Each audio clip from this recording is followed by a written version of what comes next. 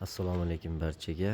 Haftaning seshanba kuni 10 fevral o'stirmali ayvonli qafasimiz mana tayyor bo'lyapti kaptarlar uchun.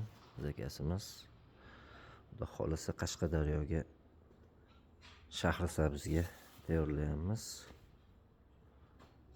Qafasimiz uyalari ham mana ikki yoniga tortdik, qadadik. Xudo xolisa ishlari qoldi, chalalari bor oldilarida va yo'llarida. Uyalari farlash xonalari bor ikki tomonda. Yo'parada qo'noqlar bo'ladi.